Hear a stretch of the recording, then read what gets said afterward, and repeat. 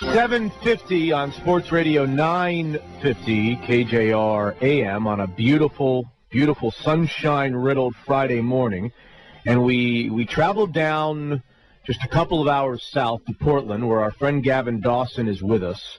Gavin is from 1080 The Fan on the Portland Trailblazers story, which could, and I want to emphasize could, I don't want to get everybody's emotions up in arms here in Seattle, but could have an impact down the line on the Seattle NBA scene. Gavin, good morning to you. Thanks for being with us. Thanks for having me. The story yesterday was that Paul Allen and Paul Allen's group, Vulcan, has decided to now not sell the Portland Trailblazers in cahoots with what they call PAM, right? Yeah, Portland Arena Management. The Portland Arena Management Group. Now, that's going to lead to all kinds of questions of motives, and, you know, he's quiet and his group is quiet, and we don't know what he's thinking behind closed doors in his Seattle offices. But I think for the sake of the conversation, Gavin, for a lot of our listeners like me who don't know the history of this, maybe walk us through it. I thought that he owned both, the Blazers and the arena. What happened along the way? Well, he set up his advisors set up a bad lease deal when they initially purchased the Rose Garden in the mid-'90s, high interest.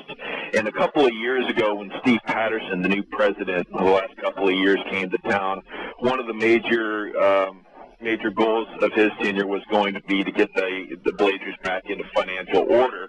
And after crunching some numbers, he figured that it might be a better idea just to let the team, or let the arena's lease go bad and not make payment on it. It would actually cost them less money to just do that than to pay off the remaining years left on the lease. So they threatened bankruptcy, in essence, to try to get the bondholders to refinance. That didn't work out. The bondholders just came in, hired a management team, and took the arena back from them.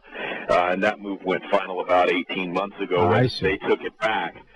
So okay, so we're 18 months. For the last 18 months, Allen's group owns just the team. Yeah. The lenders own the arena, and the arena has been run by a group called PAM, the Portland Arena Management. Is that right, pretty much? Yeah, you got it. Okay. And PAM owns all the big revenue streams, like the luxury boxes and the premium seating. Okay. And so he's had to share, because he doesn't own the arena, he's had to share a lot of the revenue streams with PAM, since he doesn't own the arena anymore. That's the last 18 months. So now we get to the point where the organization is hemorrhaging. It's losing a lot of money. He's spending a lot of money on payroll. He's not reaping the entire rewards of the arena. And he makes a decision several months back that he's going to sell the ball club, and announces that publicly, right? He would have to sell, and they're going to sell the ball club and the arena in cahoots with PAM, right? Yeah, and it's uncertain if he ever even really intended to sell the team, or if it was another posturing move, much like 2 years ago when he threatened to file bankruptcy in an effort to get the team, or get the bondholders to refinance the arena. I see. So we really don't know what's going inside Paul Allen's head. All we really know is the sequence of events. Okay, so they go out and they put the team on the market. They put the arena on the market, and they start soliciting offers. And bids start to come in, as I understand it. And from what I read in the last 24 hours, purchase bids that were acceptable to the Portland Arena Management Group. So bids that weren't far-fetched. And yet, even with those opportunities to sell, he has decided to withdraw his intention to sell in the last 24 hours. So the question becomes, why? Why at this time has he changed his mind and decided to at least hold on to the team for the time being?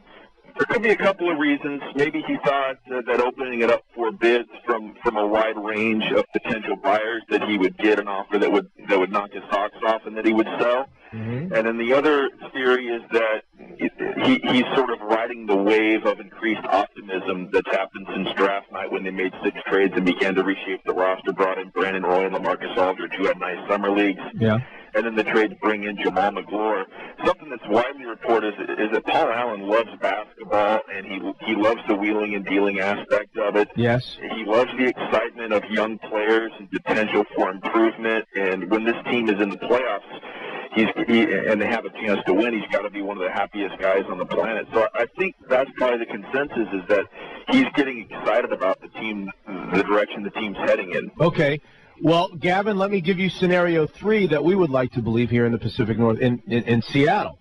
And that would be, since making the decision to sell in cahoots with PAM, the Sonics have been sold to a group of Oklahoma City businessmen who say their intention is to give Seattle the first shot, and over the next 12 months put together a fine situation for them in a new arena, perhaps in Bellevue. But if they don't, they would move the team. Now, there's a lot of people in this town that are understandably, Gavin, skeptical about the motives of this group. That there's a lot of us that believe that they're going to move the team to Oklahoma City no matter what, which would leave the city of Seattle, Paul Allen's hometown, without basketball. This would be the 15th or 14th biggest market in the country, and without basketball, without an NBA team which has been well supported for 40 years here.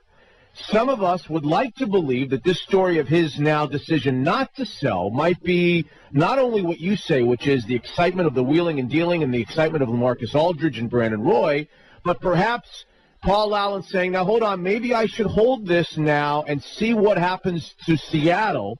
If Seattle's team goes to Oklahoma City, there's a chance that I might be able to relocate the Portland Trail Blazers into a brand new arena here in Bellevue in my hometown. What about that? I would definitely consider that as an option. I guess just playing devil's advocate, I could say he's going on 19 years as owning the Blazers.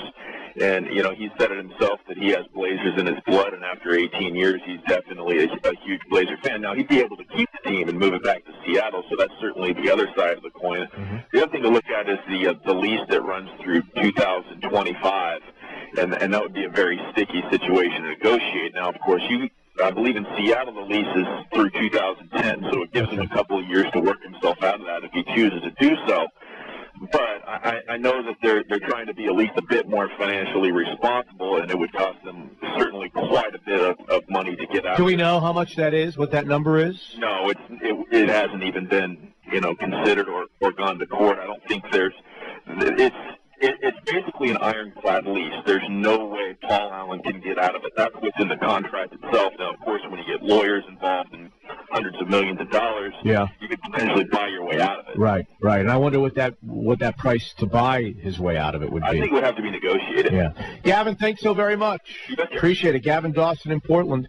The story of the morning, which may be slightly optimistic news for us in the Northwest, is that Paul Allen has pulled out and has pulled the Blazers off the market suddenly after receiving bids to purchase both the Blazers and the arena, and significant offers from what we're told. Paul Allen has changed his mind. Now, I don't know what it is that prompted Paul Allen to change his mind, but the timetable is the timetable, and you can arrive at any opinion that you like.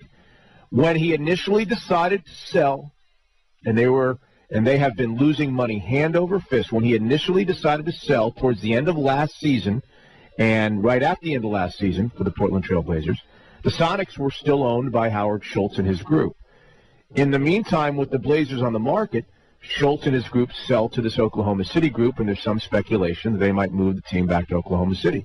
And now, yesterday, Paul Allen, Seattle resident, decides, no, I'm going to hold on to the team for a while as opposed to sell. Now, there might be a little tiny light here to be excited for Seattle sports fans if, you know, maybe this is his way of keeping the door at least slightly cracked in the case that the Sonics go to Oklahoma City, maybe. And a lot of things would have to happen in the case that the Sonics go to Oklahoma City, and in the case that Portland, the Blazers don't get a better lease arrangement and don't get any more revenue sharing and still continue to lose money hand over fist over the next couple of years.